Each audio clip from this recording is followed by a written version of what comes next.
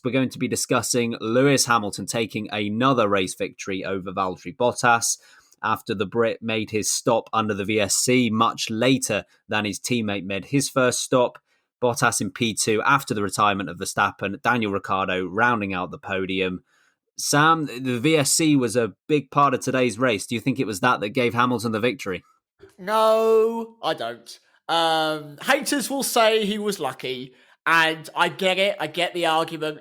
Hamilton already had a 28-second lead by the time the VSC was actually announced. Yes, it was picture perfect. He was coming around the final corner as it was brought out, and it happened to end the moment he left the pit lane. Don't get me wrong. I understand the convenience and the frustration for those who are tired of seeing Lewis Hamilton win. But the guy's strategy was working. Bottas had damage on the car. He was not going to be as fast. He was on a tyre that was slower anyway. Hamilton had made the tyres last again. We've seen it time after time after time. Verstappen was caught up behind Bottas, so the threat wasn't there. Hamilton was making it work. Fastest lap after fastest lap after fastest lap. He was getting through traffic at a good, quick pace. I really think that the strategy was going to play off anyway. I think Hamilton would have actually jumped Bottas regardless of VSC. Yes, it would have been incredibly spicy. Yes, I would have preferred to have seen them come out maybe side by side and have a little bit of a scrap for a chicane with Verstappen there as well. That would have been great to watch. And we didn't get that. We weren't privy to that. Thanks, Ocon. But nonetheless, I do think that Hamilton and Mercedes team had worked that out brilliantly and actually constructed the right strategy. And that is where a 7-time consecutive world title winning team comes out on top. They played it correctly. It was a great call. I do think Hamilton would have gone and won the race anyway after we heard the damage from Bottas. And I feel for Bottas, right? How gutting is that again? Bottas could not have done any more. Got pole position from Hamilton, who had been faster pretty much the whole way through the weekend. Leads off the start brilliantly. Hamilton gets a bad start. The one time Hamilton gets a shocking start and Bottas nails it, he picks up debris and damage on the second lap. Maintains the lead the whole way through to the pit stops.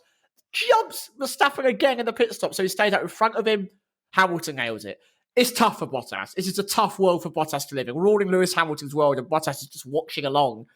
But I think Hamilton still had it in the bag after that strategy call and Bottas' damage. I think the VSC helped. I don't think it made the race. What do you reckon, Harry? Do you think the VSC was simply a help for Hamilton, or was it the thing that made his race? I think it was just a help. I think Max Verstappen won the race for Hamilton because, and I'm not taking away from Hamilton here, but I'm just saying Verstappen pulling the pin and pitting first meant that they had to cover him. Bottas had to cover him off, and I know he had damage, but if he had all that damage from lap 2, his first stint was pretty good, and he was pulling away from Verstappen and Hamilton as well. I know they were in dirty air, but he didn't struggle anywhere near as much as he did on the hard. So I think it was more of a case he just didn't get the hards to work. So yeah, Verstappen putting the pin, making Bottas having to cover him off, allowed Hamilton to go longer on the mediums, which I think works better maybe on both Mercedes. But yeah, like we said, Hamilton made them work beautifully. And at the time of the VSC, he was going to come out in front of Bottas anyway. So yeah, it was, that's just the way it goes. It happened with Schumacher. Like, things like that would just always go his way, and it just seems to be the way that it goes. But that doesn't take anything away from the fact that Hamilton was making that strategy work. And yeah, I don't think the VSC would have made much difference anyway, apart from extending that gap when he came out the pits. Yeah, I think with the VSC, I think there was every chance that it was going to happen anyway. The VSC obviously just helped it along and made it a certainty rather than a possibility. It's tough to say exactly where Hamilton would have come out. It was pretty much on the Delta. But we know that Hamilton was asked whether he could do 10 more laps, and I'm not entirely sure how many more laps would have been left of that. But I don't think he was planning on coming in on the next few laps anyway. So I think he would have actually extended it further and made it more of a certainty. It's not as if this was a situation where Hamilton was definitely not going to come out in front and the VSC completely changed and transformed things. This was just a case of, I don't know, I think Hamilton had maybe a 70, 80% chance of coming out ahead, and this just made it a 100% chance. And obviously it did help in that he then had a gap as well to work with. We know how difficult those hard tyres were at the very beginning of their stint and warming them up. So there maybe would have been a chance for Bottas to get up, get ahead again, even if Hamilton had come out of the pits in front. The VSC, I think its biggest help was that it created something of a gap between the two drivers and meant that anything like that was irrelevant. Ultimately, and I think this is going to be partly down to having the 2-day weekend rather than the 3-day weekend and cutting down on practice time, is that those hard tyres were slow. Like, they were really slow. We had late in the race where Kimi Räikkönen on medium tyres that had been going for 50 laps or so was lapping. Even I know Bottas had damage, but he was lapping at the same pace pretty much as Bottas was on those fresher hard tyres. Those medium tyres were vastly superior to the hard tyre. And it's one of those things where on a longer weekend, you probably would have known that going into the Grand Prix and adjusted your strategy accordingly. But as it happens with Verstappen taking that early pit stop, Bottas covering it off, we could see that the medium tyres of Hamilton still had enough to give, that they were quicker than the hard tyres. Yeah, given hindsight, maybe he doesn't want to cover it off, Bottas, and maybe he wants to go longer like Hamilton did. But on a normal race weekend, you can't really argue with the strategy that Mercedes put together here, because it would have, well, it did work, but in Bottas's favour, it would have worked on most weekends. It just didn't this time around. And you could argue there is an element of luck about it, sure. With obviously the VSC made an appearance and made it a lot more certain, but this is something that, and I'm pretty sure I make this point about 2 times each season, because this happens about twice every season, is that by going longer on your first stint, VSCs and safety cars becoming more of a possibility is a part of the strategy. It's not complete luck. That is one of the elements that they are considering when they're making these calls. Hamilton stays out. If you stay out for 10 laps longer, you increase your chances of a safety car appearing by X amount of percent. That's how it works. There are other advantages to going long, such as, staying, as Hamilton did, out of traffic and, and having fresher tyres on your second stint. There are all of these elements to discuss and to debate when, you're internally as a team working out what the strategy should be. The increased chances of a safety car, yeah, it's not going to happen most races, but it's going to happen sometimes. That's something they factor in. So I don't consider it to be good or bad luck one way or the other when it does happen. So I think Hamilton did a great job. Overcuts are very rare in modern Formula One, we have to remember, and he pulled it off. The VSC, I think, if anything, just took away from the good job that he did to put himself in that position. So fair play to him. And with Bottas obviously going up against Max Verstappen later in the race, of course, we find it very difficult to assess exactly how much damage that the debris caused on lap 2, but I think we could tell that it was at least something. But Bottas did make that error to aid Max Verstappen. Is that concerning for you, Sam, that he made that error and let him in? He was dealing with a lot of damage. And I mean, we even heard over the Mercedes radio that the downforce damage was significant.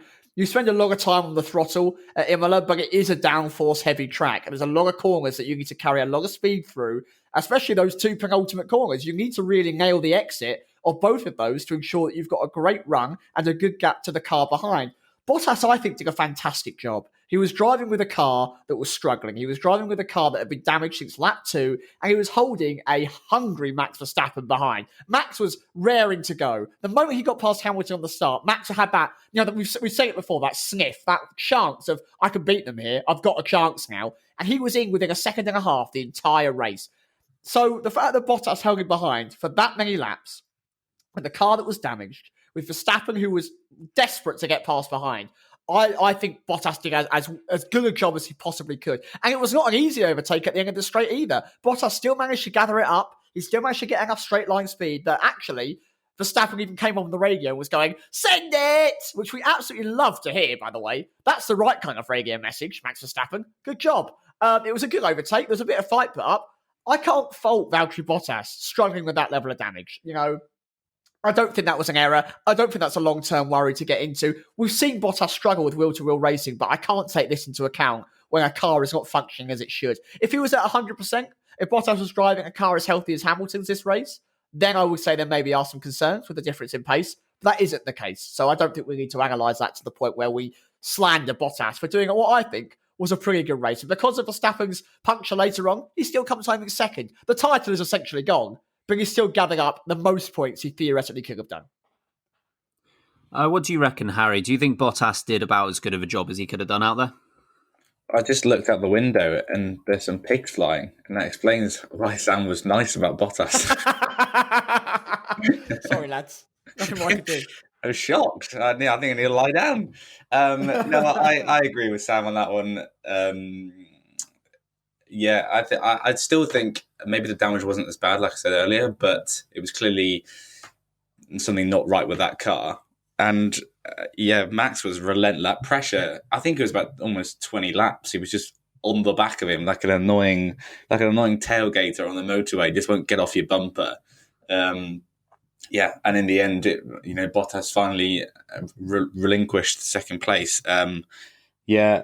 I feel for him again. It's just like yesterday, on Saturday in qualifying, he finally gets a quali result that's super close between him and Hamilton, and it goes his way for once. It's less than a tenth, but he's ahead this time, not just behind Hamilton, which is normally the case. And then he gets a dream start. Hamilton's back in third, and then it all just falls apart for him. And the damage wasn't even really his fault. I think it was a bit of Ferrari, I heard. So from the Vettel Magnussen incident on lap one. So I feel for him, but as Sam said, in the end he probably got the maximum out of it that he could, and he was fortunate with Verstappen falling out the race. But so I think he'll probably happily take a P2. I think it was fairly tough on Valtteri, because it was probably just a case of him being first on the scene was the thing that caused him the debris damage. I think otherwise, very similar to Baku a couple of years ago, when he went over, when he had that incredible tyre explosion just going down into turn one. Likelihood is if he wasn't first on the scene there, it was someone else who was picking up the damage.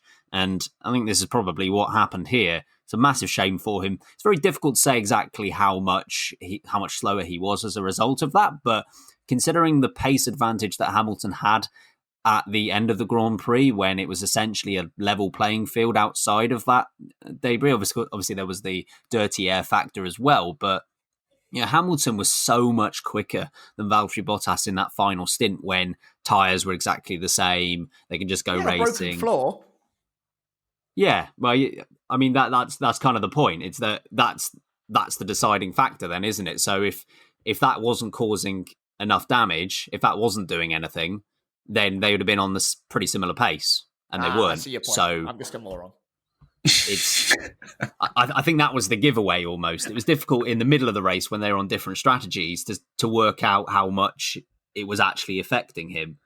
Having said that, Bottas, for me, this isn't a cause for concern long term, just because Bottas, one of his best strengths, if not his best strength, full stop, is his consistency.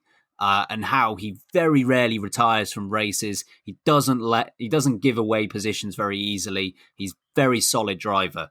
However, I do think this is on him to an extent, even with that damage, because it was an outright error that caused Verstappen to get past.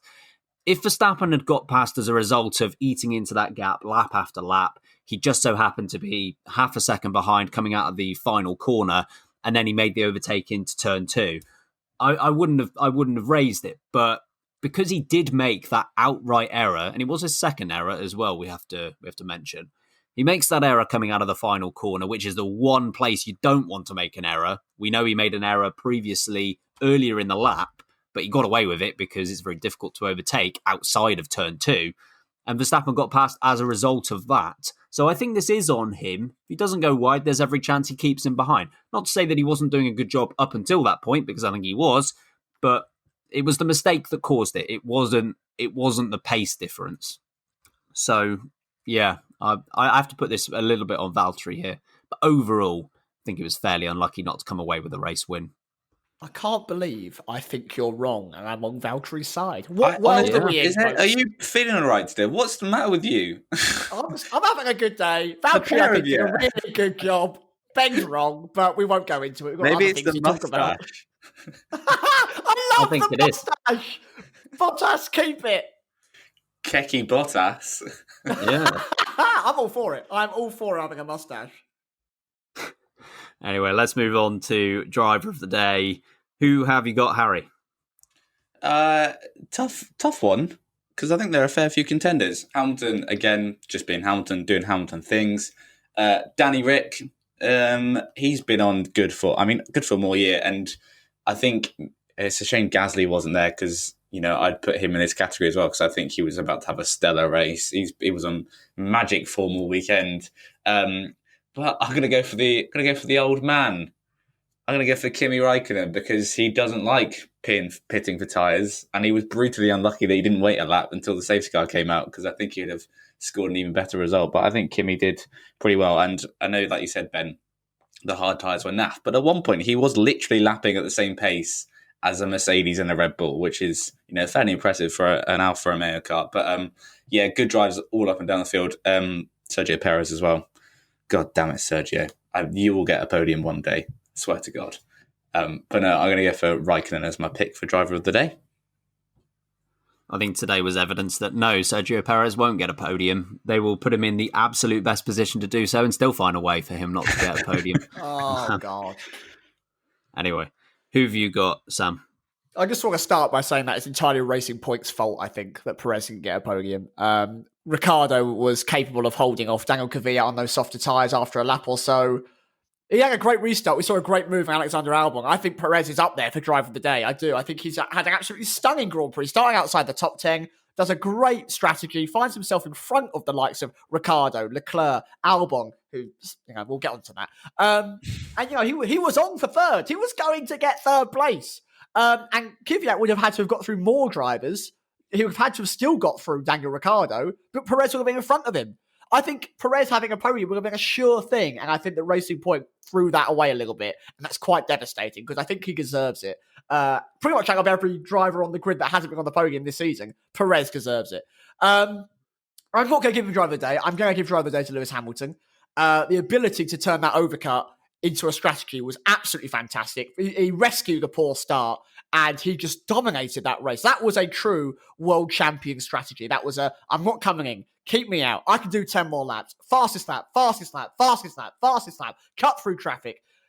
I don't care, VSC or not. He's winning that race, and he made it his own. And once again, we come to a track we haven't been to for a long, long time. Lewis Hamilton turns up. He takes the victory. That is a world champion's drive. He did a fantastic job. Again, Valtteri is a little unlucky. I think Lewis is not lucky. I think Lewis deserves it. But I do think Valtteri is unlucky with what happened to him.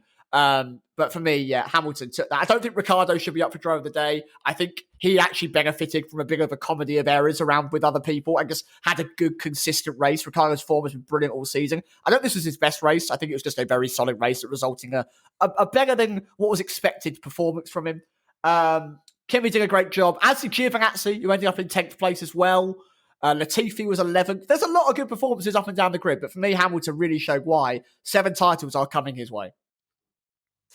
In terms of with Raikkonen and Perez, I think they both had good races, but I don't think either of them are in contention for driver of the day for me. Just because Perez was on a vast superior strategy to the guys in front and just basically benefited from staying out. Not to say that he didn't still have to execute it, but I think he was massively helped there. Raikkonen similarly, if Vettel hadn't messed up the pit stop, I think, that was essentially the same strategy, and Vettel was comfortably ahead of Raikkonen at the time of the pit stop. Latifi went long as well, so they proved that it wasn't undoable to go as far as Raikkonen did on those tyres. Again, he executed it well, so I think he was one of the better drivers, but I don't think either of those two guys, for me, are in contention for driver of the day. Hamilton as well, I think he had a very good race. To perfect an overcut in 2020 Formula One is not an easy thing to do whatsoever. However, the reason he had to do it was as a result of his own shortcomings. So, he lost out to Verstappen at the start, didn't get pole position to begin with. So the fact that he had to execute that strategy at all was down to him. So that's why I'm not going to give it to him. I'm going to go with Max Verstappen for driver of the day. I think he was excellent. Based on the qualifying performance of Mercedes on Saturday, no one had any right to be near those two guys in the race. Mercedes were very, very, even by their standards, they were very, very quick this weekend. The fact that Verstappen was able to lead both Hamilton and Bottas, not together, but he was ahead of both of them at some parts of the race, took advantage of the Bottas error, got Hamilton off the start. I don't think he could have done any better. So Max Verstappen for me. Well, driver of the day, Ben, wouldn't have picked up debris and had a puncture. I'm just saying. Yeah, it's banter, everyone. It's banter. I don't mean it. Maybe you've transformed. You're now a Verstappen hater and not a Bottas hater. Don't be silly. I'll be lynched within minutes. True. Very true. Worst driver of the day. Who have you got, Harry? Oh, no. Oh, no. Oh, no. Oh, no.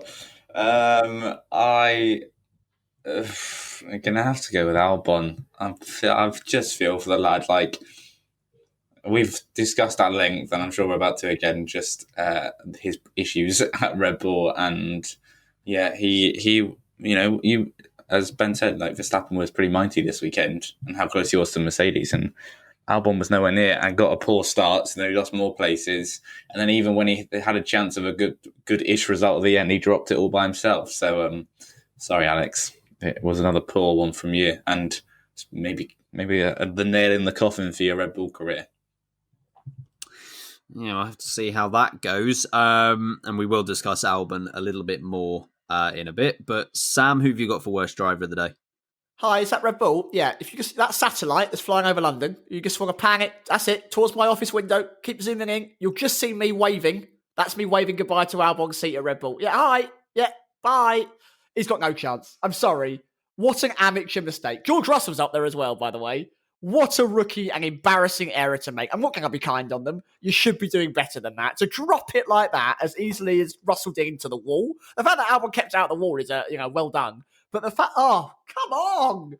You're both, Formula One drivers and you're dropping it like that. We're going to come on to both these guys in more detail. But for me, Albon takes worst driver of the day. He needed to perform here. Verstappen DNFs in the race. Where are you?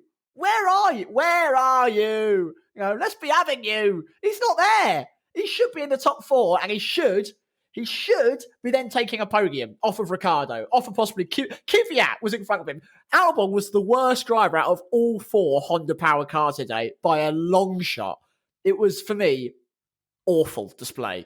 Get him out of that seat. Sergio Perez deserves a drive. The fact he hasn't got one and these two are being considered, ridiculous. This is a rare moment of weakness, but I can't pile on Alex Albon here to make it 3 worst driver of the days in a row. What is wrong with you this weekend? I can't do it. I'm gonna have to nominate someone else. Although deep down, I don't disagree with either of you.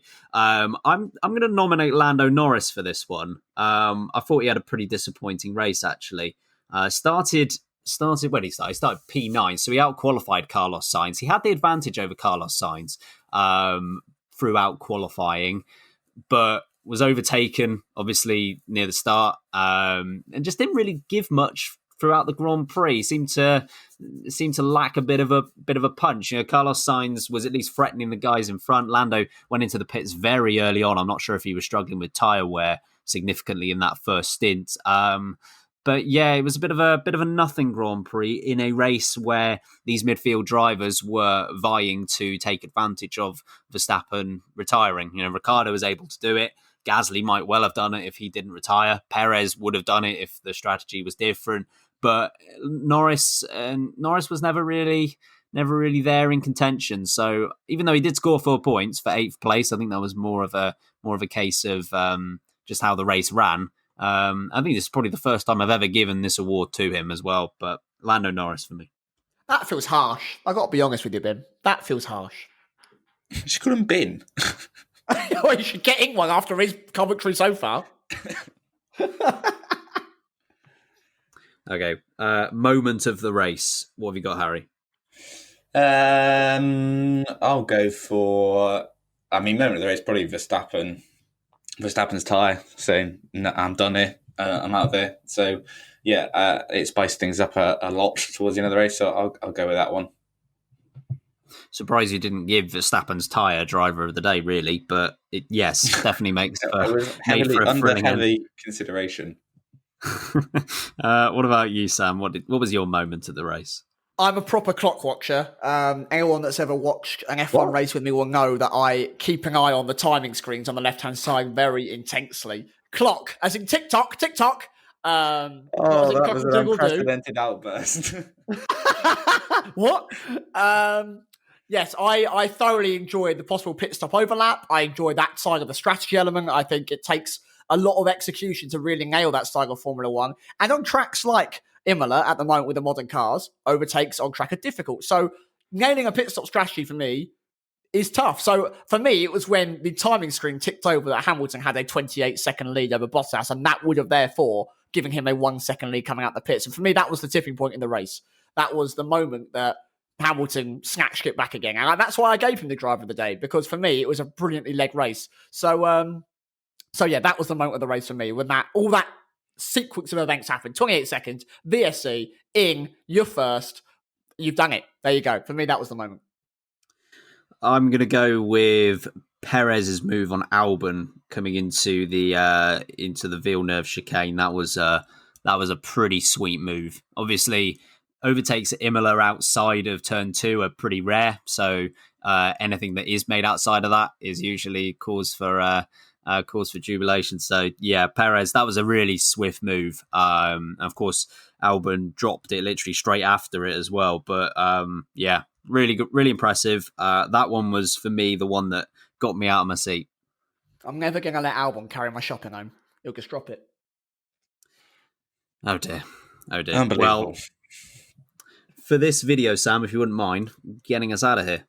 Yeah, folks, if you've enjoyed the quick roundup of the Imola Grand Prix, I'm not going to try and say it, Emilia Romagna. Yeah, hey, get that on your menus, folks. If you've enjoyed it, let us know. Get in the comments. What was your favourite bit? Who was your driver of the day? Should Albon go? Get over to the podcast. We are going to be discussing in more detail whether maybe someone, Sergio Perez, wink wink, should be taking that seat at Red Bull. Be interesting to know what you think. In the meantime, like, subscribe, and I've been Samuel Sage.